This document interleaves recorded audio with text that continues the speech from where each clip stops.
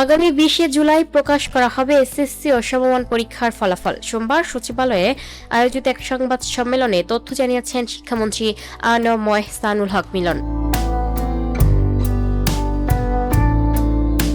মন্ত্রী জানান, গত 21 এপ্রিল থেকে শুরু হয়ে 20 মে শেষ হওয়া এসএসসি ও সমমান পরীক্ষার ফল নির্ধারিত সময়সীমার মধ্যেই প্রকাশ করা হচ্ছে। এবছর পরীক্ষায় অংশ নিয়েছে মোট 18,57,344 জন শিক্ষার্থী। এর মধ্যে 9,30,305 জন ছাত্র এবং 9,27,039 জন ছাত্রী। সংবাদ সম্মেলনে শিক্ষামন্ত্রী আরও বলেন, স্কুল পর্যায়ের শিক্ষার্থীদের জন্য নতুন কারিকুলাম পরিমার্জনের কাজ চলছে। আগামী শিক্ষাবর্ষ থেকে বিভিন্ন শ্রেণীতে ক্রীড়া, সংস্কৃতি, কারিগরি, বৃত্তি এবং লার্নিং উইথ হ্যাপিনেস নামে 4টি নতুন বিষয় অন্তর্ভুক্ত করা হবে। তিনি জানান, পুরো কারিকুলাম পরিবর্তন একটি দীর্ঘমেয়াদী প্রক্রিয়া। আংশিক পরিবর্তনের মাধ্যমে 2027 সালের পাঠ্য বই প্রকাশ করা হবে এবং সার্বিক পরিবর্তন শেষে 2028 সালের পাঠ্য বই পাবে শিক্ষার্থীরা। এদিকে আগামী এসএসসি পরীক্ষা প্রসঙ্গে মন্ত্রী বলেন, চলতি বছরের জুনের মধ্যেই সিলেবাস শেষ হবে। পরিকল্পনা অনুযায়ী আগামী 7 জানুয়ারি এসএসসি পরীক্ষা শুরু করতে চায় শিক্ষা মন্ত্রণালয়।